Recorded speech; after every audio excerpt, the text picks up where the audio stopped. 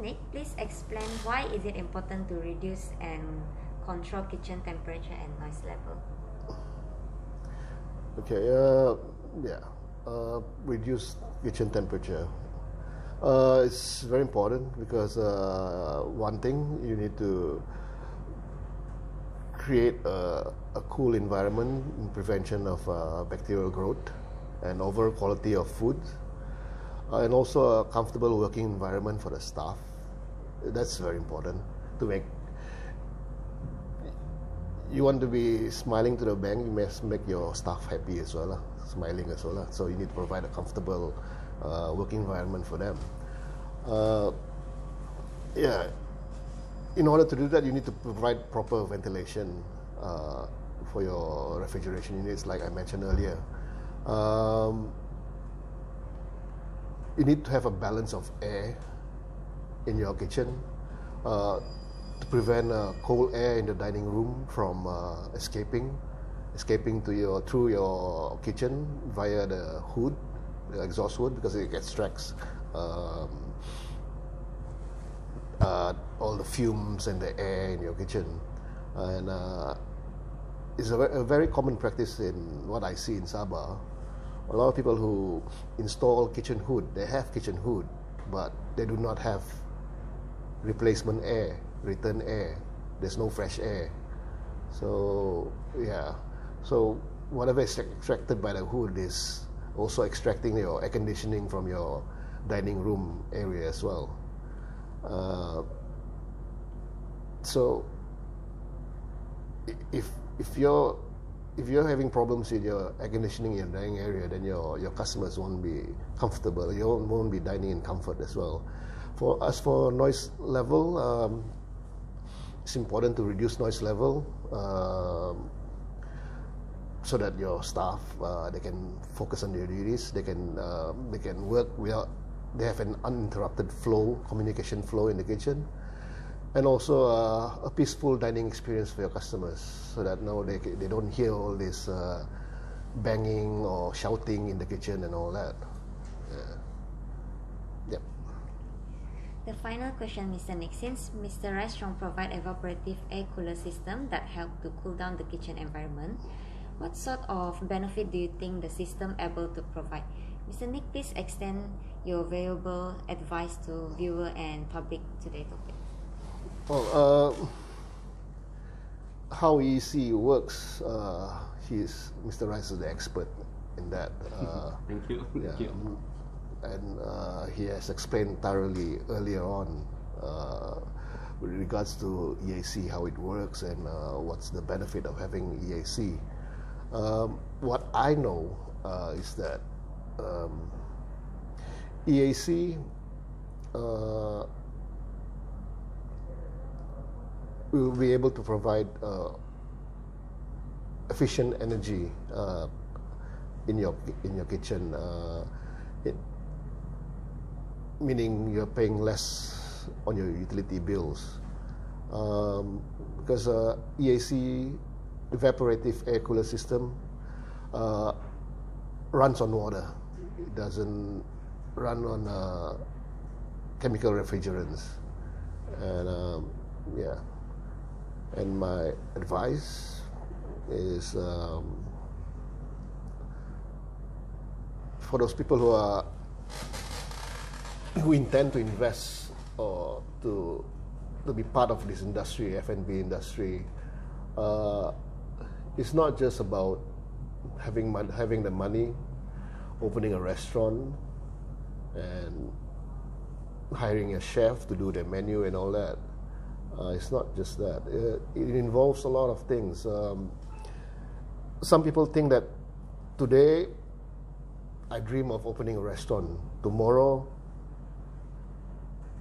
I plan, or within 1 month, 2 months, my restaurant will open. But that's not the case. The reality is, if you want to do it properly, the consultant itself will take about 5 to 6 weeks, because to design a proper restaurant with every single details on the the design, the layout, the M&E requirements and all that, it takes weeks of going back and forth, redoing the design, amending the designs. It can happen like 5 times if you're lucky, or it could take up to like 20 revisions. Then only you'll be satisfied with the design. So when you plan to open a restaurant, you have to think way ahead. I mean, don't think opening a restaurant, oh, I want to open a restaurant next month. No. The process is at least 90 days before you open a restaurant. You have to plan. You need 3 months of planning, which is that will provide you enough time to plan it properly and make your investment worth. Yeah. Or else, if you don't do that, you may end up forking out more money because there are a lot of details that is being left out. Yeah, so that's why it's very important to engage consultant professionals like us, even before you think of opening a restaurant, to get advice from us. Know exactly how long it'll take to open a restaurant. It's not in 1 month you can open a restaurant. No, that's not it. The reality is not that. And getting the right equipment also is very, very important. When you open a restaurant, a full-fledged restaurant, 90% of your business comes from food. Maybe 10% is from a beverage. 90% food comes from where? It comes from your kitchen, not from your bar, not from your backyard or what. It's from your kitchen. So if you expect to gain 90% of the sales, you must ensure that your kitchen is able to deliver that 90%. If you invest on inferior quality equipments, you may always have breakdowns. And if you most people buy direct from China, who's going to service for you? Who's going to do your repair? Most kitchen equipment supplier will not even dare to touch your equipment because you didn't buy it from them.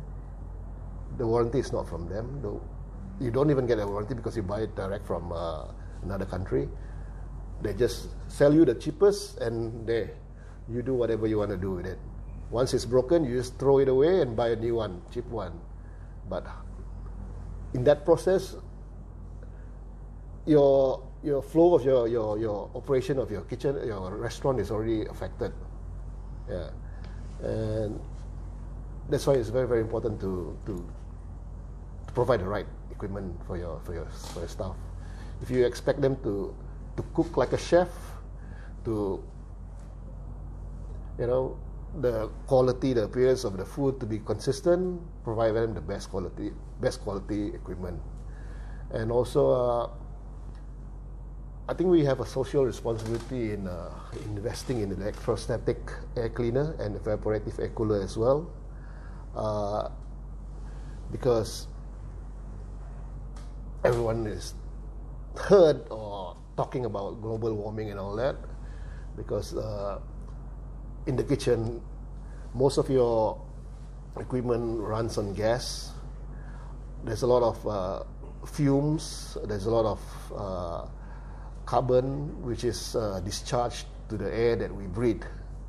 So if we as an investor, restaurant operator, are not responsible enough to ensure that all those fumes that we discharge to the air outside of the restaurant, then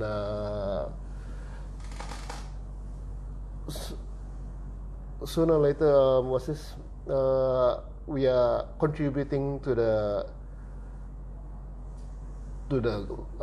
global warming. We are affecting the ozone layer. Yeah, so I think everyone should think about for the future of our children lah. Yeah, that's it. Thank you very much. Okay, before we end our session, I would like to let Mr. Restaurant, open to the floor, sir. Okay. Before we end this session, I would like to open the floor. Is there any comment, Mr. Ashram? Okay, I would like to share a little bit more before we closing on this end of this dialogue. Now I split into two parts that I should like to let the F&B owner as well on the shopping mall, the management cooperation to look into these two important parts. Now let me touch on the F&B owner. You see, like what Nick has said just now, when you come to a kitchen planning, it's not today I meet you, the proposal will come up tomorrow. There is no such thing. So that important as a F&B owner, you must able to engage the right company that is not the kitchen equipment supplier. You need to engage as a kitchen equipment consultant. And once the owner have engaged the wrong company on the kitchen setup, once you start run your business, right, you are unable to bear the cost to shut down the kitchen for 3 days or 5 days to do the troubleshooting, the initial planning. Because when the moment they shut down the kitchen, 3 days or 5 days, every moment, every second is money. Because the actual income, like Nick said, is from the kitchen. You not afford to close down. Or maybe, okay, today I shut down 3 days. After you operate 2 or 3 days, another issue came out. So it's rather that as an owner, don't look at, wow, this kitchen equipment consultant plus the EAC of us, well, the consultant fee might be very expensive. But how about if we put in a normal situation, you go and see a doctor, you see a lawyer, either they give you solution or not, you still need to pay the lawyer fee. Doctor, there's a doctor fees that you need to charge. So it's sent to us as well. You'll not afford to shut down your kitchen once you start operating. You only can do to solve your problem and do the planning is through the proper channel from day one. That is the most important to a kitchen planning. That is the part one that I'd like to provide the information to the F&B owner. Now, move to the management cooperation. Now, this morning I have received a message from a management cooperation. The problem they face in their building is where one of the owner have discharged the oil and the smell directly out of the building. The consequences what the management face if they do not have their expert teams inside the management in the shopping mall, the oil and the smell, when they discharge out of the building, the oil and the smell will go to the building surrounding that affect those nearby operator. Or maybe now, because nowadays in Malaysia, more they have a combination, a mixed development like resident, hotel. If you discharge out of the building like that, right, end of the day, all those on top resident and the hoteler, the gun are pointing to the management corporation. Why you permit him without any air cleaner to treat the oil, treat the smell? Why you permit him to directly discharge out? Because once you approve that, they use this system that is not what today's requirement is. The management had no way to answer the question posed by all these resident hoteler, and including those maybe nearby was a boutique shop, branded one. They will give the bill to the management. Since you approve, you solve the problem. Because once you as a management, you approve that the F&B operator to run this way, once they start the business, they're not going to shut down. So the management corporation have to be very clear-minded. In your every mall, do you have a specific department, engineering, on the F&B to handle the heat, the oil and the smell? If you don't, then the management have to be very careful. You don't just simply approve everything. You need to be very understanding that as a management corporation, you must have engaged the right between like Nick and us to support the mall on the management, what is the right channel, the right procedure to plan in the kitchen in their mall. Because I can assure you, in our local Sabah here, that I handle for so many years, hardly, this might be only one management in a mall that have a specific engineering department to handle on the kitchen exhaust. But even they do have, but there are still lack of guideline, knowledge, experience, and technical way to inform and give an SOP to the operator. When you come into my mall, this is my SOP, this is my compliance, this is my M&E for the kitchen. You have to follow this way. You comply, you submit me the drawing. Just like I give you one more information, Vivian, like in KL, most of the mall, you have not just need to submit your interior design to the management corporation, not just your M&E, including your full detail on your kitchen equipment, plus the air cleaner, and they have a specific engineer really know in and out. He will give you all the comment. You don't comply, sorry. You comply my requirement. Then you proceed to start your renovation. Even you completed in KL some of the mall, their in-house engineer will personally go and inspect the kitchen. Do you comply to my requirement? Your equipment comply or not? If you comply, then I permit you to run the business. So this is the last part. Nick, you have anything you want to add? Yeah. Well, following up on what you said, I just have this to say.